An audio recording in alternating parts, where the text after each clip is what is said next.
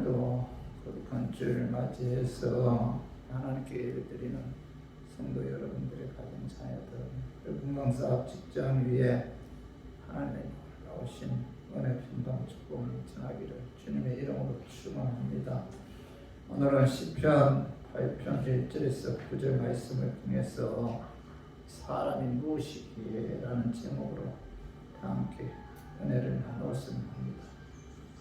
이 사람은 이제 감정의 동물이라고 하죠. 사람만이 감정을 표현하고 또 감정에 따라 희로애락을 표현하는 그런 존재라는 뜻인데, 짐승들이 싸우다가 한 마리 쓰러진 후 감격해서 통곡하는 경우는 없잖아요. 사람만이 감격하고 또 사람만이 감격해야 되고 또 사람은 감격이 있어야 하는 그런 존재죠. 그런데 오늘날 이 시대에는 감사 감격이 이제 메말라 있죠. 감사를 감사로 생각하지 않고 또 너무나 무정하고 냉정하죠. 감정이 없죠. 눈물도 없고 정도 없고 배반하기를 방법듯이 하고, 구원을 말하기는 하지만은 구원받은 사람의 모습은 없고, 은혜는 말하기는 하지만은 그 은혜 받은 사람의 감격은 없다는 거죠. 지금 우리의 삶 가운데 구원의 기쁨이 우리의 마음속에 존재하고 있느냐, 하루 생활 가운데서 하나님의 사랑에 감사하고 감격하면서 우리가 사는가. 오늘 우리가 이런 감격과 기쁨을 가지고 살아가고 있느냐, 그죠? 감격과 기쁨을 갖고 사는 분들이 그렇게 많지 않다는 거죠. 그 20세기 초 영국 런던의 유명한 정신과 의사 아벨레티에게 한 환자가 찾아왔어요. 의사는 환자를 진찰한 후 극도의 신경쇠약 증세가 있으니 정신적 휴양이 필요하다 하면서 약을 쓰기 전에 먼저 런던 극장에 가서 그리마이티의 희극을 구경하면서 웃고 또 마음을 즐겁게 한 후에 치료를 받도록 하시오라고 이제 권면했는데, 그 당시 그리마이티는 영국 최고의 강대였다고 합니다. 이상한 원칙과 우스꽝스러운 말로 관객들을 미혹시키는 제주꾼으로 런던에서 크게 명성을 얻고 있었는데, 그의 코미디를 보고 웃지 않은 사람이 없었다고 합니다. 그래서 의사는 이 우울증 환자에게 그리마이티의 코미디를 보라고 이제 권면했는데, 근데 그 환자는 계속 슬픈 표정을 지으면서 약부터 달라고 고집을 부렸어요. 의사는 환자를 달래면서 자기의 말대로 하라고 간곡히 이제 부탁했는데, 그러자 환자는 쑥스럽다는 듯이 고개를 숙이고 조용히 말했어요. 선생님, 죄송합니다. 제가 바로 코미디언 그리마이티입니다. 그는 남을 웃기는 코미디언이었지만 자신은 기쁨, 감사, 감격이 없었기에 극도의 신경쇠약 증상으로 고통을 당하고 있었다는 겁니다. 성도 여러분, 감사, 감격이 없는 기쁨이, 감사와 감격이 없고 기쁨이 없는 그런 것은 그리스도의 삶이 아니라는 거죠. 성경을 자세히 보면은 하나님의 은혜를 받은 성도들은 한결같이 기쁨, 감사, 감격이 넘치면서 살았다는 겁니다. 우리보다 환경이나 여건이 좋아서가 아니라는 거죠. 초대교회 성도들은 말로 다할 수 없는 고난, 끊임없는 핍박 가운데서도 마음은 다할 수 없는 기쁨과 감격이 넘쳐 있었는데, 감옥에서도 토굴에서도 예수 믿는다는 그 이유 하나만으로 그들은 그렇게 기쁨의 삶을 살 수가 있었고, 또 감사, 감격하면서 주님을 섬겼고 또 이 세상을 이겼다는 겁니다. 오늘 본문에서도 한 신앙인의 그 감격의 고백을 볼 수 있는데 이스라엘의 이대 왕이요 또 동시에 위대한 시인이었던 그 다윗의 감격이죠. 그는 이 한 편의 시를 통해서 그 자신의 벅찬 감격을 노래하고 있는데 오늘 시편 그 8장 4절 봐봐요. 한번 읽어봐요. 사람이 무엇이기에 주께서 그를 생각하시며 인자가 무엇이기에 주께서 그를 돌보시나이까. 다윗은 하나님 내가 무엇이기에 나를 생각하시며 내가 무엇이기에 은혜를 베풀어 주십니까? 라고 감격하고 있잖아요. 그리고 시편 116편 11절도 봐봐요. 내게 주신 모든 은혜를 내가 여호와께 무엇으로 보답할까? 시편 기자는 하나님께서 내게 주신 어떤 은혜를 무엇으로 보답할까 하면서 굉장히 감격하고 있잖아요. 사도 바울도 그가 쓴 서신서에 보면은 죄인 중에서도 괴수인 자신을 하나님께서 택하셔서 사도 삼으신 그 하나님의 은혜에 감격하였기에 그는 하나님께 주신 사명 감당하기 위해 자신의 생명을 조금도 귀한 것으로 여기지 않는다 이렇게 이제 고백하고 있죠. 그래서 저는 오늘 본문 말씀을 통해서 그 다윗의 감사 감격의 고백이 저 우리 성도님들이 그런 고백이 되었으면 하는 그런 마음에서 제가 오늘 이 말씀 준비했습니다. 말씀 전가할 때 악한 마귀는 나사렛 예수 이름으로 떠나고 성령 하나님께서 함께 하심으로 깨닫는 그런 은혜가 임하기를 주님의 이름으로 축원합니다. 이 다윗의 감격은 이 첫 번째로 하나님의 창조에 관해 감격했다는 겁니다. 하나님의 창조에 관해서 감격했는데 자 오늘 시편 8편 1절에 봐봐요. 여호와 우리 주여 주의 이름이 온 땅에 어찌 그리 아름다운지요 주의 영광이 하늘을 덮은나이다.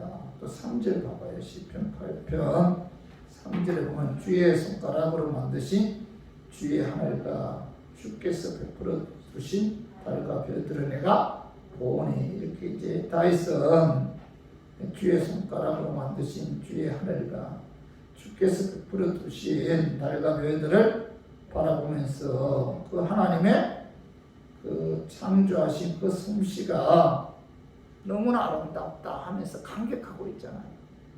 그래서 그가 하나님의 창조하신 그 솜씨가 자연을 통해서 너무나 아름답다 이렇게 감격한 것은 바로 뭐죠? 그가 하나님을 사랑하기 때문이죠.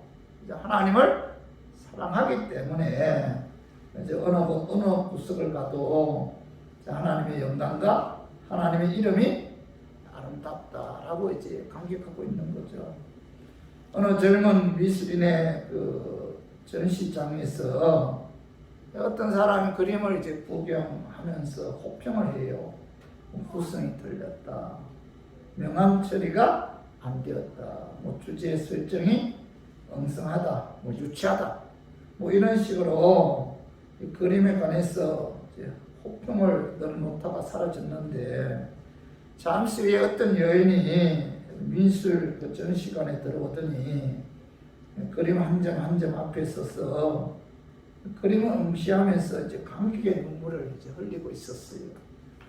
그 여인은 바로 그 젊은 그 미술인을 키워낸 그의 그 홀어머니였는데 사랑하는 아들의 전시였기 때문에 아들이 그린 그림을 바라보면서 이제 감격의 눈물을 흘렸다는 거죠. 마찬가지로 다윗은 뭐예요? 하나님을 사랑했기 때문에 하나님이 창조한 자연을 바라보면서 감격했다는 겁니다. 주의 손가락으로 만드신 주의 하늘과 주께서 베풀어 두신 달과 별들을 내가 보니 하면서 감격하면서 하나님을 찬양했다는 거죠. 다윗은 하나님께서 지으신 자연 세계를 보면서 어느 곳에든지 하나님의 숨결이 있고 자연의 아름다움을 통해서 하나님의 솜씨에 감격하였는데 자, 저와 우리 교인들도 마찬가지입니다. 그죠? 우리가 이 자연을 이렇게 바라보면서 참 하나님께서 우리를 위해서 자, 이런 아름다운 자연을 창조했구나 하면서 우리가 감격해야 돼요. 감격하는 자는 뭐예요? 하나님을 사랑하는 자다. 사랑하는 자는 하나님께서 그 창조한 자연을 통해서 그 자연의 아름다움을 감격할 수밖에 없다는 겁니다. 하늘에는 자, 수를 셀 수 없는 별들이 또 있고, 또 우주에는 뭐 수성, 금성, 지구, 화성, 목성, 토성, 천왕성, 행왕성,冥王성 등 그 9개의 그 행성이 그 태양을 중심으로 돌고 있는데, 행성 가운데 가장 큰 것이 목성이죠. 이 목성은 태양으로부터 약 7억 8천만 킬로미터 떨어져 있는 별인데 12년마다 그 태양을 그 중심으로 한 바퀴씩 돌고 있다고 합니다.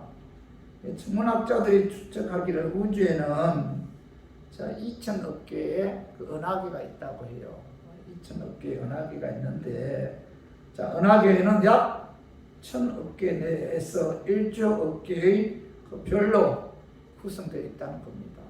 그러니까 은하계만 뭐예요? 2천억 개. 그리고 은하계에는 약 1,000억 내지 1조억 개의 그 별들이 구성되어 있는데, 하나님 지으신 이 우주는 인간이 상상을 초월하죠. 그래서 과학으로 학문으로 하나님의 그 창조를 다 설명할 수 없는데, 수천억 개의 별들 가운데 하나가 뭐예요? 지구죠, 지구. 그죠? 그럼 생각해봐요. 이 우주에는 뭐 수천 쪽의 별들이 있는데, 오직 뭐예요? 이 지구라는 별에만 사람이 살 수가 있다는 거예요. 엄청나잖아요. 그죠? 그런데 이 수조억 개의 별들이 우주 공간에서 충돌하는 일이 없다고 합니다. 그것은 하나님께서 우주를 창조하였을 뿐만 아니라 하나님께서 그것을 다스리고 운행하시고 붙들고 있기 때문에 가능하다는 거예요. 저와 우리 성도님들도 하늘의 달, 별은 어디에나 쉽게 접할 수가 있는데, 그러나 그것을 통해서 하나님의 솜씨에 감격해야 된다는 거죠. 창세기 그 79장 가사에 보면은 주 하나님 지으신 모든 세계에 내 마음속에 그려볼 때 하늘의 별 울려 내 성, 주님의 권능, 우주의 찬내, 주님의 높고 위대하심을 내 영혼이 찬양하네. 이런 이제 가사가 있죠. 우리 모두 다윗처럼 자연의 그 아름다움을 통해서 우주 만물을 창조하신 하나님의 그 위대하심을 찬양하고 감격하는 저와 우리 교인들 되기를 주님의 이름으로 축원합니다. 그리고 두 번째로 다윗의 감격은 구원해 주신 하나님의 사랑에 대해 감격했다는 거예요. 구원해 주신 하나님의 사랑에 대해서 감격했다. 그 말씀이 시편 8편 3절에서 4절 봐봐요. 주의 손가락으로 만드신 주의 하늘과 주께서 부르신 달과 별들을 내가 보니. 4절 사람이 무엇이기에 주께서 그를 생각하시며 인자가 무엇이기에 주께서 그를 돌보시나이까. 다윗은 하나님의 그 창조에 감격하는 것으로 끝난 것이 아니라 이제는 하나님의 그 사랑에 대해서 감격하죠. 다윗은 밤하늘의 아름다운 달, 별들을 보았고 거기서 하나님의 영광의 아름다움을 보았고 참으로 하나님의 그 무한한 세계를 보았는데, 그리고 나서 다윗은 뭐예요? 하나님께 지으신 이 우주, 넓은 우주, 그 중에 지구 한 모퉁이에 있는 이 자신을 보았다. 자신. 그 엄청난 우주 가운데 자신의 그 모습을 바라보면서 무한한 우주 앞에 나란 존재는 참으로 초라하고 작고 보잘것 없는 그런 존재였다는 거죠. 그럼에도 다윗은 뭐예요? 내가 무엇이기에 주께서 나를 생각하시며 라고 이제 감격하고 있죠. 내가 무엇이기에 주께서 나를 생각하신다는 것은 하나님께서 나를 기억하신다는 거죠. 이 엄청난 우주 가운데 수많은 인구 가운데 내가 무엇이기에 주께서 나를 생각하십니까? 그죠? 하나님이 그죠? 나의 허물, 나의 부족에도 불구하고 그죠? 하나님께서 나를 기억하신다는 사실에 대해서 뭐예요? 다윗은 감격하고 있다는 거죠. 그렇기 때문에 다윗은 내가 무엇이기에 하면서 하나님의 사랑에 이제 감격하고 있는데, 저 우리 교인들은 뭐 허물 부족함에도 불구하고 하나님께서는 결코 우리들을 뭐예요? 잊지 않고 기억하신다. 이 생각한다는 것은 뭐예요? 기억한다. 나를 기억한다는 거예요.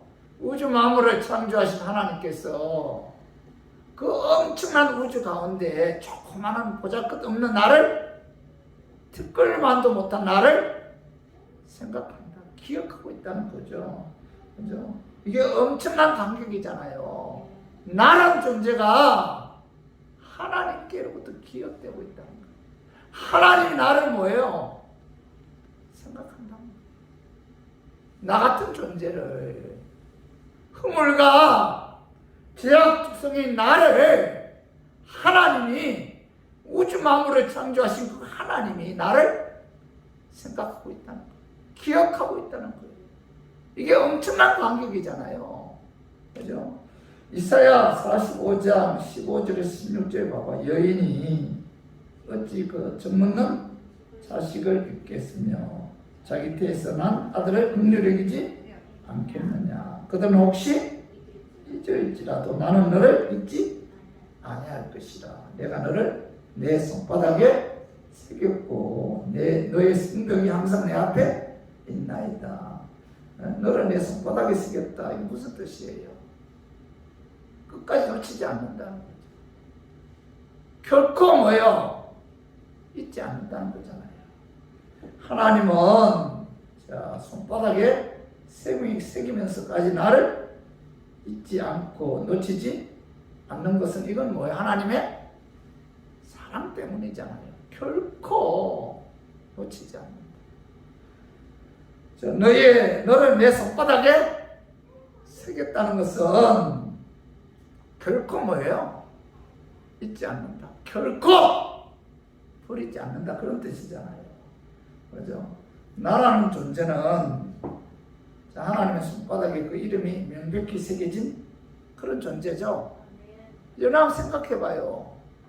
엄청난 우주 가운데 나라는 존재가 얼마나 보잘것없는 존재예요. 그럼에도 불구하고 뭐예요? 나의 이름을 하나님께서는 그의 손바닥에 새겼다. 나란 존재를 하나님께서 기억하고 있다는 것. 잊지 않으신다. 포기하지 않으신다. 여러분 여기에 대해서 우리는 감격하지 않을 수가 없잖아요. 내 이름이 천지 만물을 창조하시고 주관하시는 천지정능하신 하나님의 손바닥에 새겨 있다니 하면서 우리가 이 감격해야 돼. 이 감격이 없다면은 하나님의 사랑을 제대로 깨닫지 못한 자들이죠. 우리 교인들은 하나님 보실 때 뭐예요? 우리 이름을 하나님의 손바닥에 새길 정도로 아주 귀하고 존귀한 그런 존재라는 거예요. 그래서 이사야 43장 4절에 봐봐요.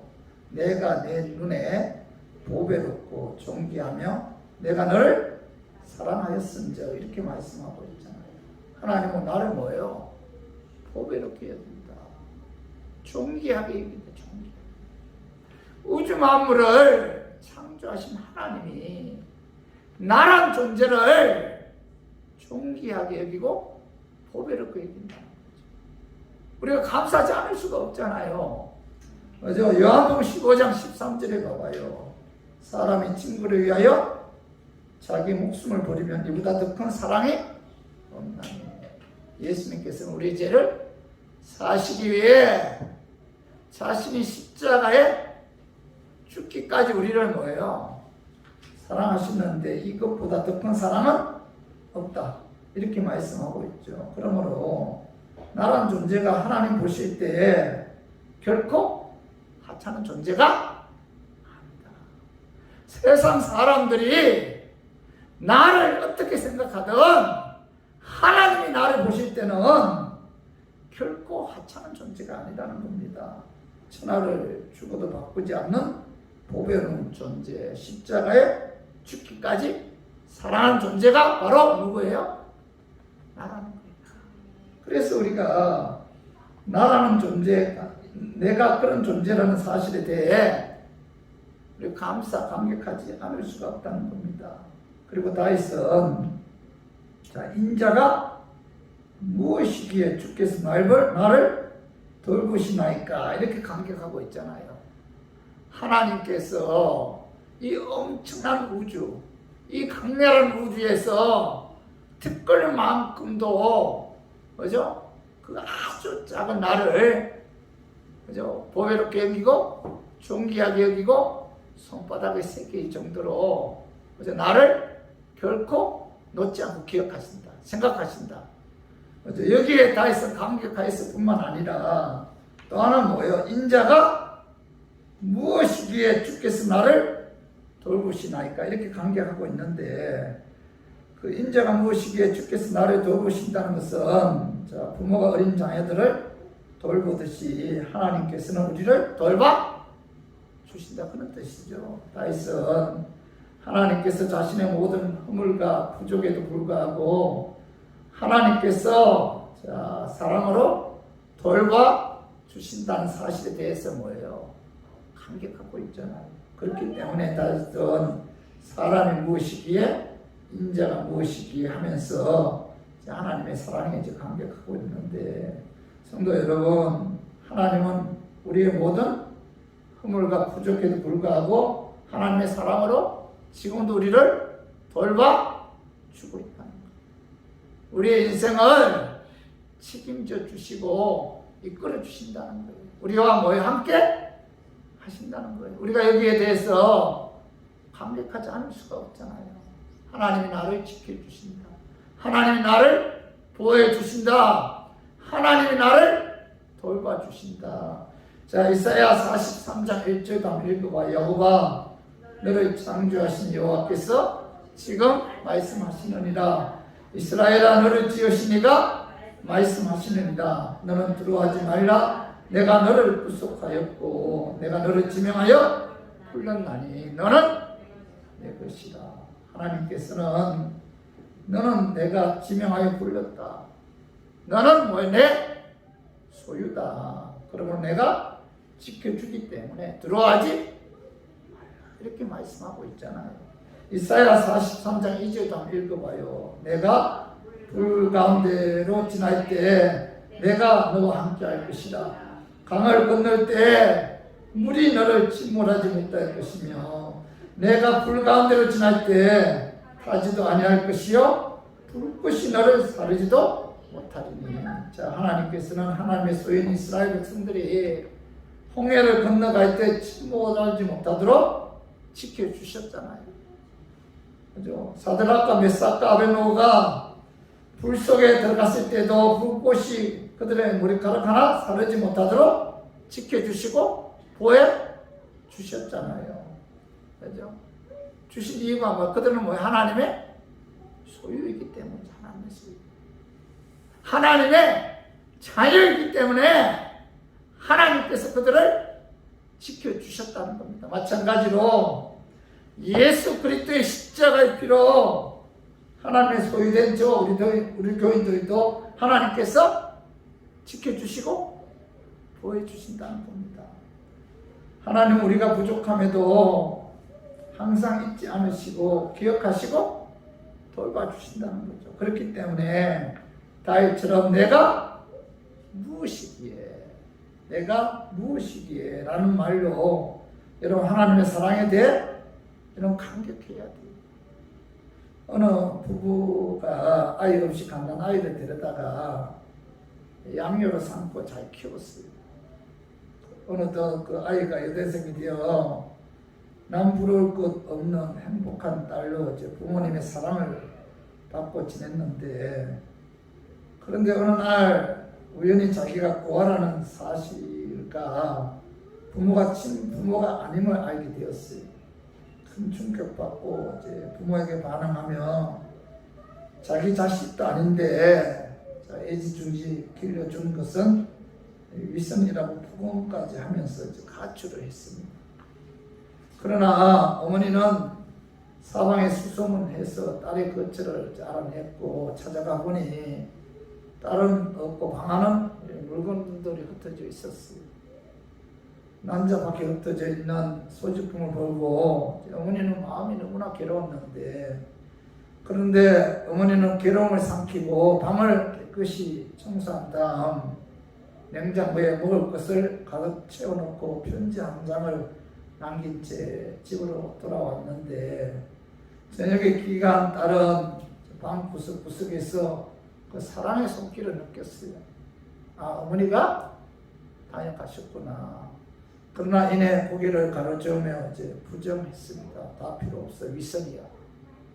그러나 그 딸은 어머니가 쓴 편지를 읽다가 그만 통곡을 했는데, 사랑하는 딸아, 너는 내가 필요하지 않을지 몰라도 나는 내가 필요하단다. 나는 너를 끝까지 사랑한다. 날마다 기다리고 있으니 어서 돌아왔다. 어머니의 사랑에 그 딸은 이제 마음이 녹아버렸는데, 보통 부모가 자기 자식을 사랑하는 그 사랑보다 더 큰 사랑임을 그 딸이 이제 깨닫게 되었다는 겁니다. 내가 무엇이기에 부모님이 나를 이렇게 사랑하시는가 감격을 했다는 거예요. 그래서 그게 여쭈고 돌아와서 부모님을 사랑하는 착한 헌녀가 되었다, 뭐 이런 이야기가 있는데, 성도 여러분, 자, 우리들도 돌이켜보면은 정말 아무 자격도 없는 그런 존재들이잖아요. 허물투성이고, 죄만은 허물투성이기 때문에 우리가 사랑을 더 많이 받은 그런 존재들이죠. 죄인이기에 우리를 사랑하신 하나님의 사랑은 더 크고 놀랍다는 거죠. 그래서 오늘 우리가 이 시간 한번 깊이 있게 생각해 봐야 돼요. 우리들은 뭐예요? 죄로 인해 영원히 멸망받을 그런 존재들이잖아요. 죄값으로 인해 지옥에서 영원히 고통받을 그런 존재들인데, 하나님께서 예수 그리스도의 십자가의 피를 통해서 죄 용서해 주시고 자녀 삼아 주셨는데, 이것은 뭐예요? 하나님의 일방적인 사랑이죠. 내가 무엇이기에 하나님께서 나를 이토록 사랑해 주십니까? 이런 뭐예요? 감격이 여러분들에게 있어야 돼요. 내가 무엇이기에, 내가 누구이기에 하나님께서 나를 이토록 사랑해 주십니까? 십자가에 죽기까지 하나님께서 나를 사랑하십니까? 내가 누구이기에, 내가 무엇이기에. 여러분, 이런 감격이 여러분 마음속에서 솟아나야 돼요. 이런 감격이 있어야 돼요. 세계 인구가 약 71억 넘잖아요. 그 수많은 사람들 중에서 하나님이 나를 하나님 때 부르셔서 예수 믿게 했잖아요. 예수 믿음으로 십자가에 죽으시며 부활에 의해 이렇게 주셨잖아요. 또 우리의 연약함 아시고 또 보혜사 보내주셨고, 보혜사 성령님에 의해 우리가 지금까지 믿음 지킬 수 있었잖아요. 천국 가는 그날까지 우리를 인도해 주셨잖아요. 여러분, 우리가 이 하나님의 사랑에 여러분 감격해야 돼요. 다윗은 엄청나게 감격하죠. 내가 무엇이기에 하나님께서 나를 생각하고 기억하십니까? 내가 누구이기에 하나님께서 나를 구원해 주셨습니까? 하면서 이제 감격하듯이 저와 우리 교인들도 여러분 이런 감격이 있어야 돼요.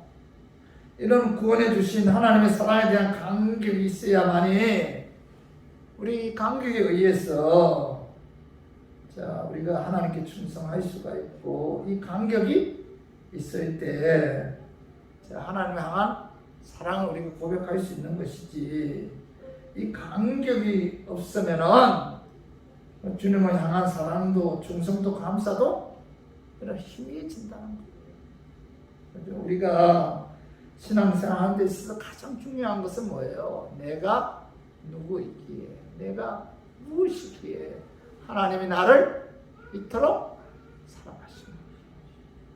내가 어떤 존재이기에 하나님께서 나를 이토록 잊지 않고 기억하십니까? 이 감격이 있어야만이 우리가 하나님께 기쁜 마음으로, 감사하는 마음으로 찬양 예배를 통해서 영광 돌릴 수가 있고, 이 구원의 감격이 있어야만이 우리가 하나님의 자녀로서 합당한 삶을 살 수 있도록 우리가 하나님을 기쁘게 하기 위해 최선의 삶을 살 수가 있는 것이지, 이 감격이 사라지게 되면은 여러분 이 신앙생활은 하나의 고통이라는 고통. 그죠? 자, 요한계시록 2장 4절 봐봐요. 그러나 너를 책망할 것이 있나니 너는 처음 사랑을 버렸느니라, 이렇게 말씀하고 있죠. 하나님께서는 처음 사랑 버렸다는 것은 무슨 뜻이에요? 그 구원에 대한 감격을 너희들이 잊어버렸다는 겁니다. 이 감격을 잊어버리게 되면은 여러분 우리가 그 신앙생활 하는 것이 기계적으로 신앙생활 기계적으로, 그죠? 오래된 교회와 그 교회 성도들의 특징은 모든 것이 기계적이죠. 교회 일을 열심히 하고 손님 대접도 잘하고 봉사도 잘하고 성경에 대해 누구보다도 잘 알고 설교하면 먼저 결론부터 내리죠. 이들은 누가 보더라도 모범적인 신앙생활을 하고 있는데, 그런데 문제는 뭐예요? 자신이 구원받았다는 감격이 없다. 감사가 없다는 겁니다. 감사가 없기 때문에, 그죠? 그들은 뭐예요? 습관적으로 신앙생활 할 수밖에 없다는 거죠. 그렇죠? 우리 교인들 우리가 오늘 이 다윗의 고백이 뭐예요? 저와 여러분들의 고백이 되었으면 내가 무엇이기에 하나님께서 나를 이토록 생각하시고, 내가 누구기에 하나님께서 나를 이렇게 사랑하십니까? 이 감격이 저와 우리 교인들에게 있을 때 여러분들은 뭐예요? 기쁜 마음으로, 감사하는 마음으로 우리가 신앙생활을 할 수 있는 것이지, 이 감격이 사라지는 것은 뭐예요? 신앙생활에 있어서 가장 큰 위기라는 거예요. 그래서 우리 교인들 신앙생활하는 데서 이 감격이 여러분들에게 있기를 주님의 이름으로 축원합니다. 예수님 때문에 내가 구원받았다. 예수님이 나를 사랑하셔서 십자가에 죽기까지 나를 의롭게 해주셨다.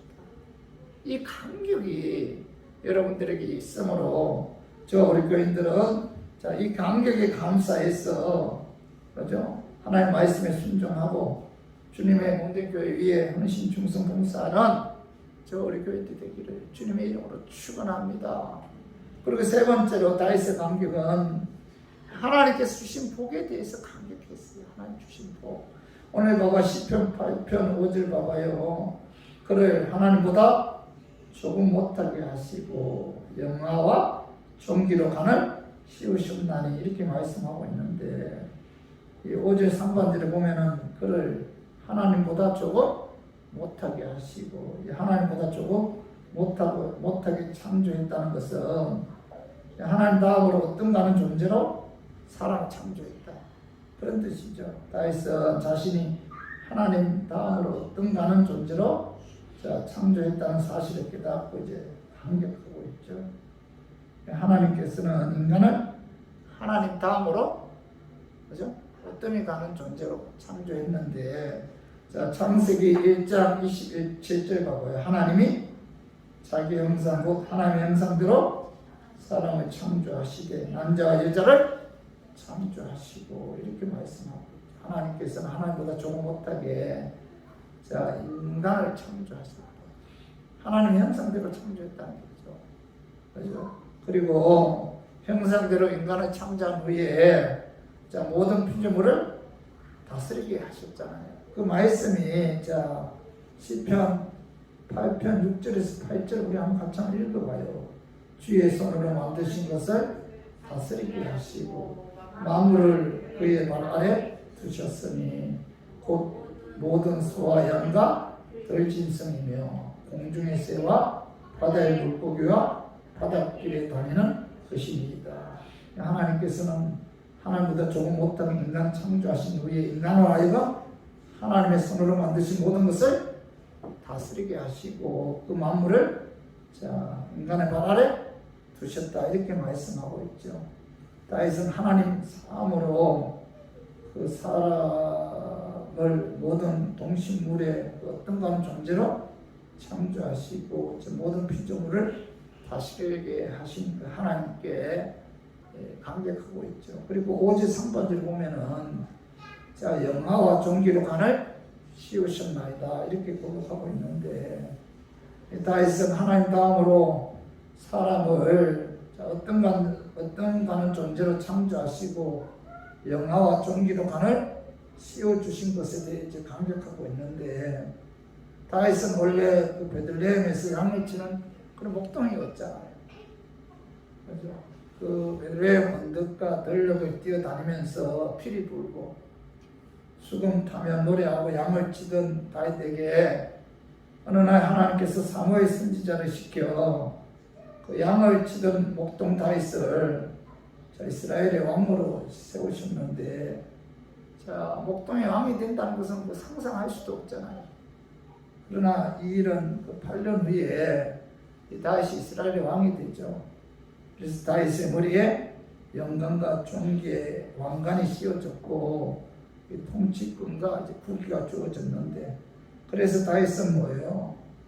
목동의 머리에 영화와 존귀와 왕관을 씌워주신 하나님의 은혜에 감격하고 있는 거죠.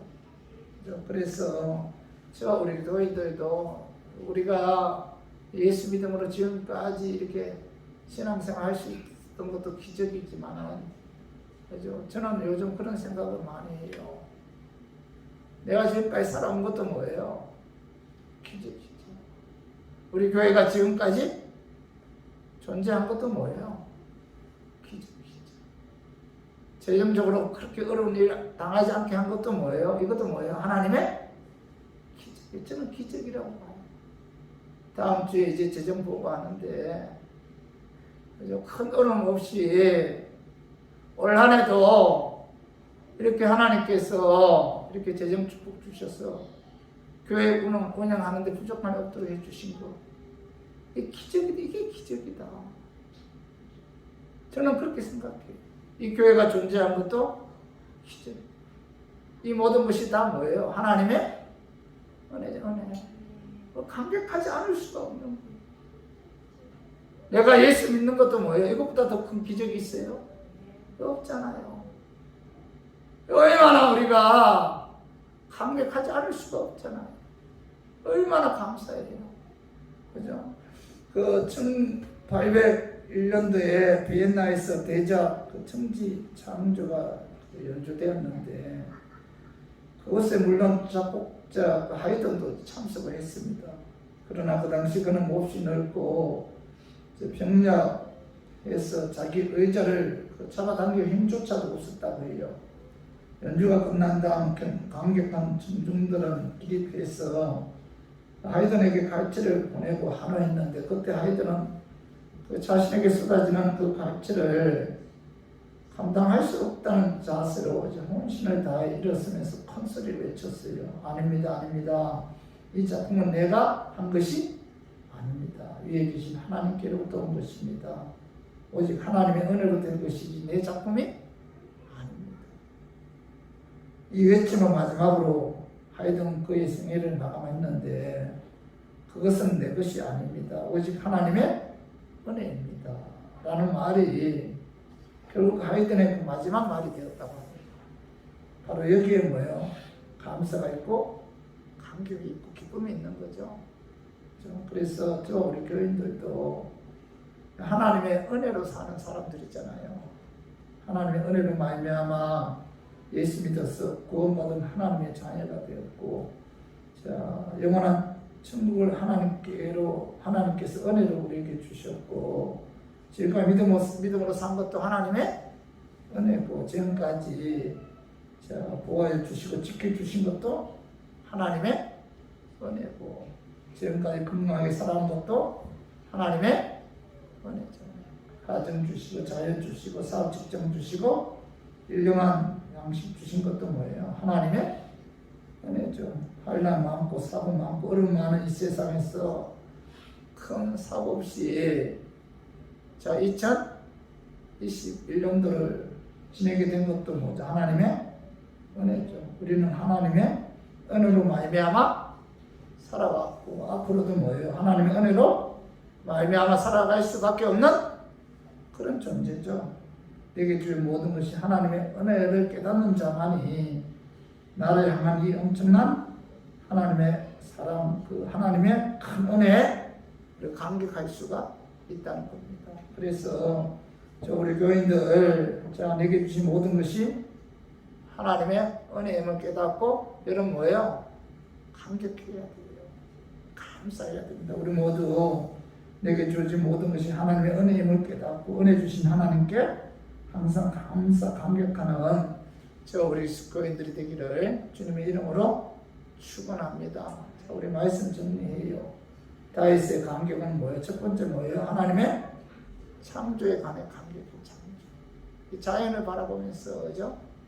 하나님의 그 창조를 감격했고, 또한 두 번째 뭐예요? 구원해 주신 하나님의 사랑에 대해서 감격하죠. 내가 무엇이기에, 내가 누구이기에 하나님께서 이토록 나를 생각하시고 사랑하십니까? 구원에 관해서 감격하죠. 세 번째 뭐예요? 하나님께 주신 복에 대해서 감격하죠. 그죠? 그래서 우리 교인들이 다윗의 감격이 우리들의 감격이 되기를 주님의 이름으로 축원합니다.